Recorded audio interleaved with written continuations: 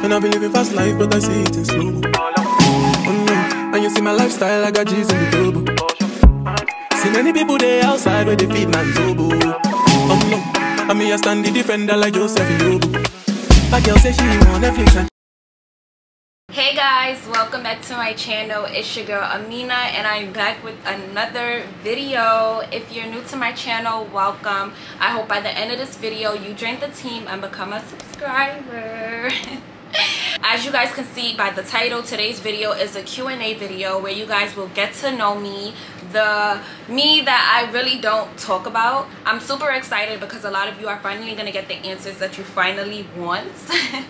So on my Instagram, I posted like a question sticker a while ago and asked people questions that they wanted me to answer. So I'm gonna answer those, but first of all, before I even start, if you guys hear a little like air going on, it's the air conditioning system. I hope that doesn't bother you guys, but anywho, so let's just start off with general things. My name is Aminata. I pronounce it as Aminata. My family pronounces my name, well, my mom and dad pronounce my name as Aminata. My siblings pronounce my name as Aminata, and how I tell people like at school and work to pronounce my name is Aminata. In preschool they used to call me Aminata. I used to hate that, but I just go by Aminata. It's a bunch of ways that you could pronounce my name, but me personally, I just go by Amina. I am 22 years old. My birthday is August 10th. I am a Leo. I was born and raised in Brooklyn, New York. My parents are West African. My mom specifically was born and raised in Ivory Coast, and my dad was born and raised in Guinea. He's Jakanke, and my mom is, I don't know if y'all know what Jakanke is because it's a very small tribe in Guinea. He does speak Fulani, and a lot of people would think that I was Fulani because he speaks Fulani, but no. He's Jakanke, and my mom speaks Julakan, or Bambara, whichever you guys call it. So that's what we learned growing up in our house. We learned how to speak Julakan. I used to be more fluent in the language when I was younger because my parents used to make us speak that only at home. My dad specifically, he was like, no English in the house. But after like that rule died down, like we eventually, well, me specifically, I eventually lost touch, which is why I gotta go to Ivory Coast. Anyways, so yeah, that's generally it about me, the basic things. I have 4 siblings. I am the youngest. I have 2 older brothers and 1 older sister. So question 1, why is your name Amina Bands? This has got to be the question that I really love the most because, okay, if you know, like if you know me way back, and I'm talking like middle school, like I always used to love like, you know, being fly. I used to, like in middle school, I used to always get the new Jordans, like get them early. And then in high school, that's where like I really like, I say I splurged out. Like I found myself, like I was always getting the new designer, the new drip, like I was on that, period. And I think it was 9th grade specifically, or 10th grade, when I was going into 10th grade, I made a Snapchat and I was like, you know what, I'm gonna call me Amina Bands. At first I was thinking Amina Racks, but I was like, no, I'm gonna call me Amina Bands. I used to have this like slogan that be like, in case you don't know, just in case you forgot, I'm Aminata, aka Amina Bands, the real Amina Bands, period. If I find a video, I'm gonna insert it. But yeah, that was like my slogan. That was my thing. Like I love designer, I love getting fly. Everybody and their moms thought I was a scammer, and it was just so crazy and also annoying. Like I would literally have people ask my friends like, yo, is she a scammer? Or people try to be my friend to find out if I'm a scammer or how I make money or how I afford the things that I used to afford back then. But it would just be like so crazy because nowadays people get fly, nobody call them scammers. No, but I know why. It was because like back then when I was getting fly, people was getting fly too, but like it was more of a time where like, you know, when you young, like it was more of a time where like it wasn't common. Like not everybody like my age had like the trip, but like nowadays you go to like high schools or middle schools, everybody wear designers, so it's kind of like normalized now. I feel like Amina Bands will always be like my younger self, my younger brand. I feel like I'm kind of like evolving away from that name. It's sad to say, but I just feel like I'm going more into like a woman, and like Amina Bands was like the younger me. Like, she started what I am today. So yeah, I don't know if I'm ever gonna change my name, but I don't know. I probably am, honestly. I probably will change my name, but yeah, for now it's Amina Bands, okay? So the second question is, what makes me most happy? I'd say the thing that makes me most happy is seeing my journey and how far I've come, and the challenges that I faced in general throughout my life, and seeing how like I was still able to accomplish a lot of things that I was. Like I feel like in my life I've been through a lot, and like not in like a crazy type of way, because I'm not gonna sit here and be like, oh my god, I went through, no, but like I went through stuff like, you know, emotional states, depressive states. I really went through a lot, and I feel like I was able to still come out and be a better person and a more mature person. And I just feel like I've grown so much, and on my own, like financially, you know, physically, mentally, like I really love it. So yeah, that's definitely the thing that really makes me the most happy. The third question is, how does it feel to be such a big influence in the African community? Oh my god, I feel like this question kind of if I was to answer it, it would kind of sound conceited. I don't really see myself as like I don't want to say a big influence, but I know like I used to get a lot of messages of like, you know, younger back then when I was younger, like in my teenage years. I'm saying that like I'm like old like it's been like 10 years. No, like a few years ago I used to get a lot of messages like people saying like, oh my god, I love how you able to wear the hijab and like still put on drip, or like, and you know, like still style your fashion and blah blah blah. Like I used to get a lot of messages saying like, oh my god, you inspire me to wear the hijab, I love how you've been wearing the hijab for so many years and blah blah blah, so whatever. But I don't know, like I don't see myself as like, you know, oh my god, like I started it. Like no, like what?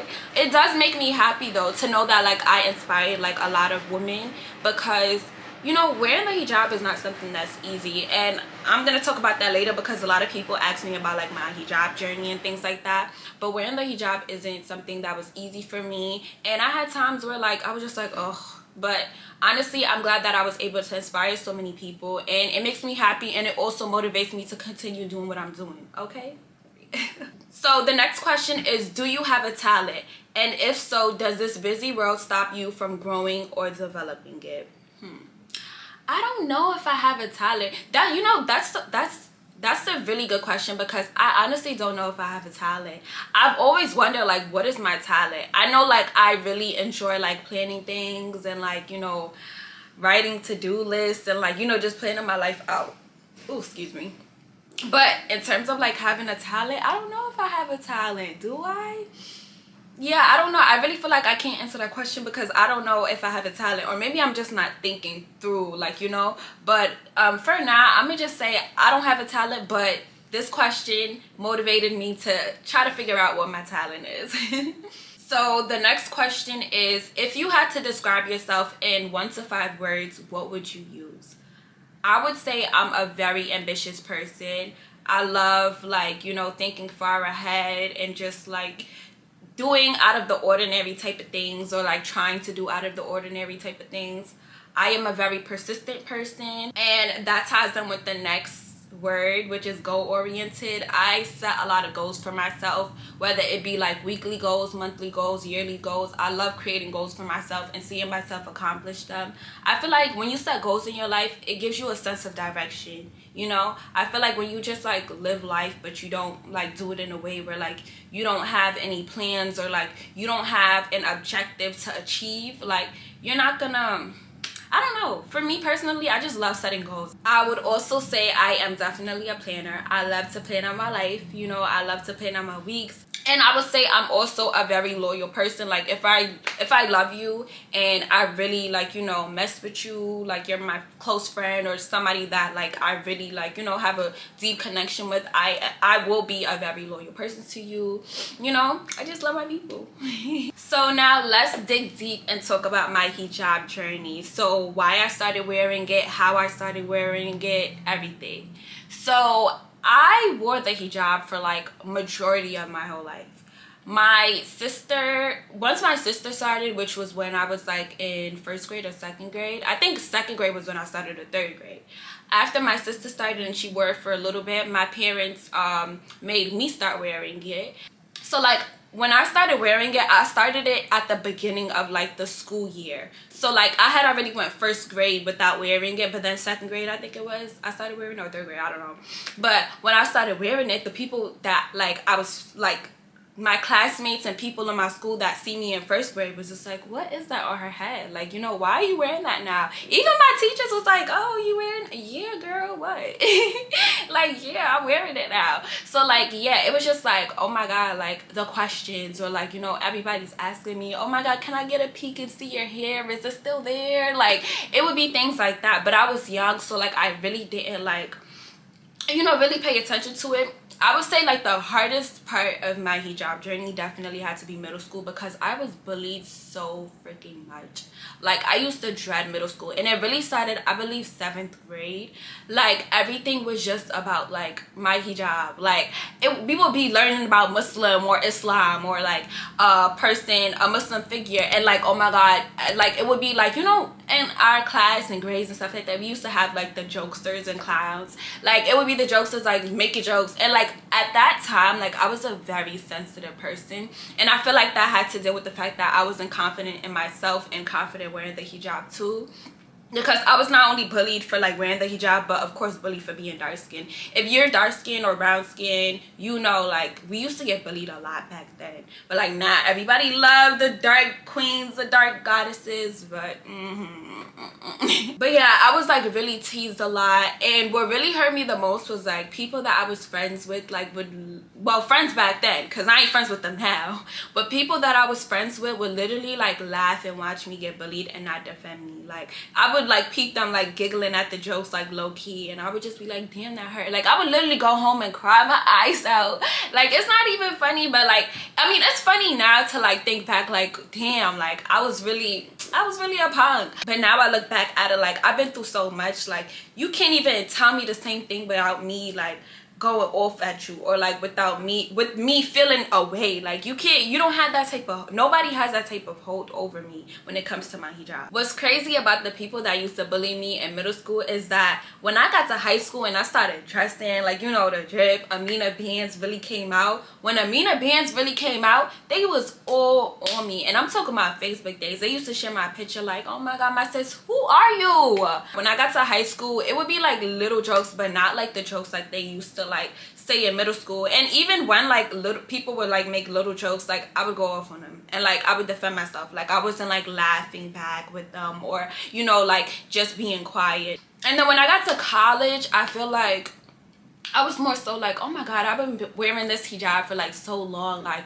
do I still want to wear it? Even when I was going through that state, I feel like that just wasn't me. Like, my hijab is me. Like, I've grown to love myself with my hijab, and I feel like what really helped me gain the most confidence with wearing my hijab was that, like, you know, in elementary school and middle school, I used to wear like the one-piece hijabs, so it was just like the slip-on ones. And then in high school, I started wearing chiffon material. I started playing around with hijab styles, and like the more I did that, the more I found like ways that I was comfortable in wearing the hijab, and that helped me like really feel comfortable. I felt pretty wearing it, and a lot of people would compliment me. It's all about really like finding your style, and I'm really glad that I did that, because like, you know, now I wear it comfortably in hot seasons and warm seasons and cold seasons. Like, my hijab is me, okay?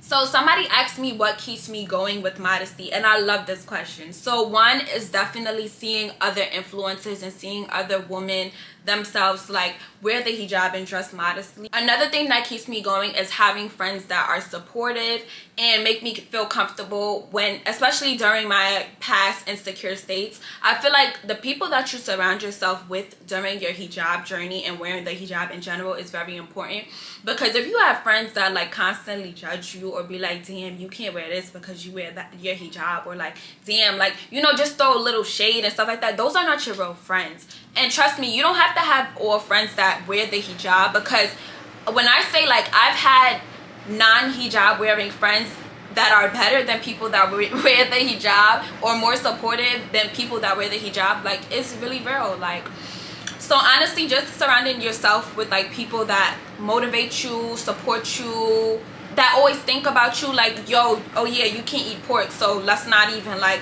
this restaurant only serve pork, or like, you know, just people that think about you in general. And honestly, the main thing that also kept me going is to really like know, like, listen, you wear the hijab, you're covered, like, you dress modestly. Do you know the power that you have? Like, and knowing that you have the power to look good with it on and dressing modestly and also look good with it off, and knowing that you have the power to stunt, like that's very, like, that holds a lot of weight. Like, you're really that girl. Like, so let's talk about lifestyle. Somebody asked me, how do I take care of myself physically and mentally? So of course, prayer. I am Muslim, so I do perform 5 daily prayers. I try to on time, of course. Also exercising. I'm trying to get more consistent on that. I talked about it in my first vlog about how, like, I feel like I'm so lazy and I haven't been consistent with exercising in a very long time, but I'm trying to get back on that. Hopefully I can get it together. Somebody asked, how do I balance all the things that I'm doing plus my social life? So really planning. I told y'all I'm a planner. Your girl has a whole to-do list.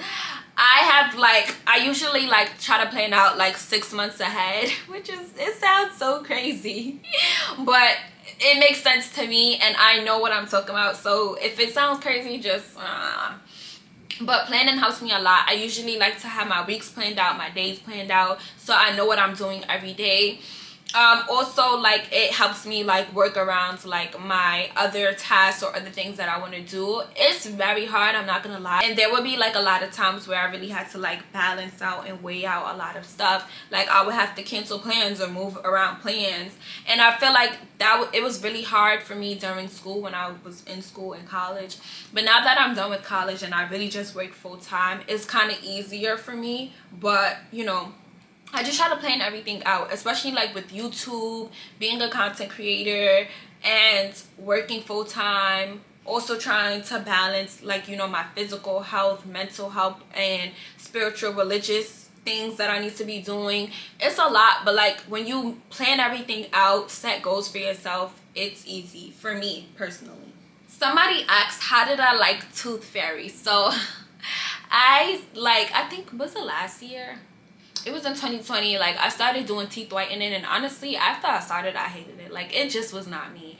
I couldn't do the whole being a service type of person in that type of aspect. Like, I just couldn't anymore. So I eventually stopped. I feel like one thing about me, like, I like to dip and dab, like try things out, and I'm glad that I did it at the end of the day, because it made me see like where my head is at, and it made me see like, okay, this is not for me. Like, when you try something out, even if it doesn't go your way, or even if it ends up being something that you aren't interested in, at least you could say like you tried to do it, or like you gave it a try, just to make sure, like, okay, yeah, this not for me. And yeah, it was cool. I invested a lot of money in it, and it's sad that like I wasted that money because I stopped. But at the end of the day, I'm not gonna be the type of person where like I continue doing something that I don't want to do, or like I don't have the passion for.